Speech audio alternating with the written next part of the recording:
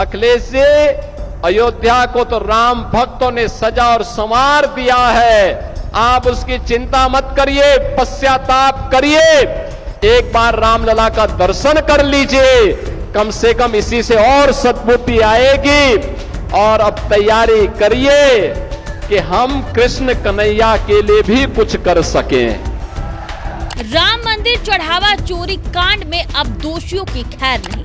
योगी का सबसे बड़ा एक्शन, एसआईटी के एक्शन से मचा हड़कंप, दोषियों पर योगी का सबसे बड़ा वार। राम मंदिर चढ़ावा चोरी कांड में बड़ा एक्शन देखने को मिल रहा है। एसआईटी की जांच तेज हो गई है, 8 लोगों की गिरफ्तारी हो चुकी है। योगी का बिल्कुल साफ साफ संदेश है कि दोषी चाहे कोई भी हो, उसे बख्शा नहीं जाएगा। लेकिन अब तक इस मामले में क्या कुछ हुआ है, आपको बताएंगे इस वीडियो में। तो नमस्कार, आप सब देख रहे हैं देश पक्ष, मेरा नाम खुशी चौधरी है।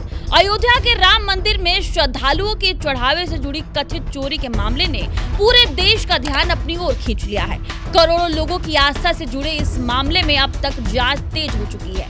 उत्तर प्रदेश सरकार इस पूरे प्रकरण की जांच स्पेशल इन्वेस्टिगेशन टीम यानी एसआईटी को सौंप दी है। मुख्यमंत्री योगी आदित्यनाथ ने स्पष्ट संदेश दिया है कि दोषी चाहे कोई भी हो, उसे बख्शा नहीं जाएगा, कानून अपना काम करेगा। तो आखिर जांच कहां तक पहुंची और अब क्या कुछ बरामद हुआ है, कितने लोग गिरफ्तार हुए हैं और आगे क्या कुछ हो सकता है, जानेंगे इस पूरी रिपोर्ट में।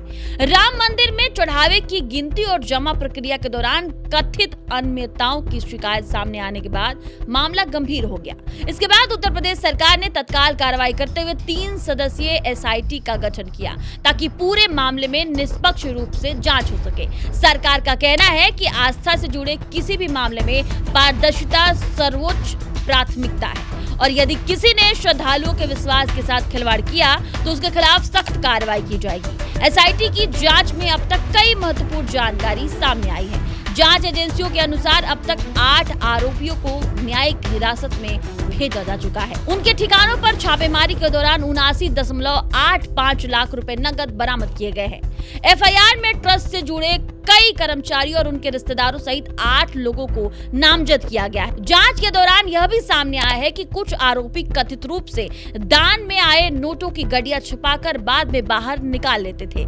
इस दावे की जांच एसआईटी कर रही है और अंतिम निष्कर्ष जांच पूरी होने के बाद ही सामने आएगी। इसके अलावा जांच एजेंसियां आरोपियों से मिले दस्तावेजों, बैंक लेन देन और संपत्तियों की जांच कर रही है ताकि यह पता लगाया जा सके कि यदि कोई धन गबन हुआ है तो इसका इस्तेमाल कहां किया गया है। इस मामले में 2 बैंक कर्मचारियों की भूमिका भी जांच के दायरे में बताई गई है। जांच एजेंसियां यह भी पता लगाने की कोशिश कर रही है कि क्या गिनती और जमा प्रक्रिया के दौरान किसी स्तर का लापरवाही भी हुआ था या किसी प्रकार की मिली भगत भी थी।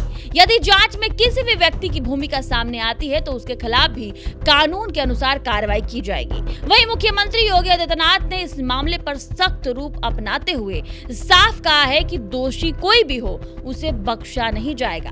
उन्होंने जांच एसआईटी को सौंपने के बाद अधिकारियों को निर्देश दिया कि पूरे मामले की निष्पक्ष रूप से जांच हो और जो भी जिम्मेदार पाया जाए उसके खिलाफ कठोर कानूनी कार्रवाई हो।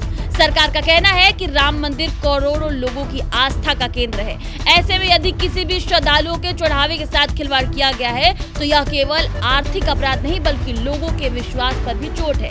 अब सबसे बड़ी निगाहें एसआईटी की अंतिम रिपोर्ट पर टिकी है। जांच एजेंसियां digital record, CCTV footage, bank record, बरामद नकदी और अन्य सबूतों का मिलना ये कह रही है कि यदि जांच में किसी भी व्यक्ति की भूमिका सामने आई है तो आगे और भी गिरफ्तारियां हो सकती है। साथ ही यह भी देखा जाएगा कि बरामद धन या स्रोत क्या है और क्या किसी प्रकार की अवैध संपत्ति बनाई गई है या नहीं। राम मंदिर केवल एक धार्मिक स्थल नहीं बल्कि करोड़ों लोगों की आस्था का प्रतीक है। ऐसे में इस मामले में पारदर्शिता और निष्पक्ष जांच दोनों बेहद ही जरूरी है। यदि कोई दोषी है तो कानून के अनुसार उसे सजा मिलनी चाहिए और यदि किसी पर लगे आरोप गलत साबित होते हैं तो यह भी स्पष्ट रूप से सामने आना चाहिए। अब सबसे बड़ा सवाल आपसे कि क्या आपको लगता है कि इस मामले की जांच पूरी पारदर्शिता से होनी चाहिए और दोषियों के खिलाफ बिना किसी भेदभाव की कार्रवाई होनी चाहिए। इस मामले में राजनीति भी अपना अलग रूप ले चुकी है। रामलला के दरबार में हुए चोरी के बाद इस खबर ने पूरे देश में भूचाल मचा दिया है। एक तरफ योगी आदित्यनाथ गरज रहे तो दूसरी तरफ अखिलेश यादव बयानबाजी कर रहे हैं और कई सवाल खड़े कर रहे हैं। ऐसे में योगी आदित्यनाथ लगातार ये कह रहे हैं कि दोषियों को नहीं बख्शा जाएगा, लेकिन अखिलेश यादव ये ट्वीट करते हुए लिखते हैं कि दूध का दूध और पानी का पानी होनी चाहिए। अखिलेश यादव आगे भी पोस्ट करते हुए तंज कसते हुए लिखते हैं कि सीसीटीवी अब चढ़ावा चोरी टीवी बन गया है। साथ ही योगी आदित्यनाथ ये कह रहे हैं कि 15 दिनों के भीतर ये पता लगा लिया जाएगा कि आखिर किसने ये चोरी किया है। रामलला के दरबार में भी चोरी हो रहा है। वो कहते हैं ना कि घोर कलयुग जब आएगा तो ऐसे ही चीजें सामने होंगी। आपको क्या लगता है कि जिस तरीके से एसआईटी की गठन की गई है, जिस तरीके से जांच हो रहा है, लगातार योगी आदित्यनाथ इस पर बयानबाजी देते हुए नजर आते हैं, क्योंकि राम मंदिर बीजेपी के लिए बहुत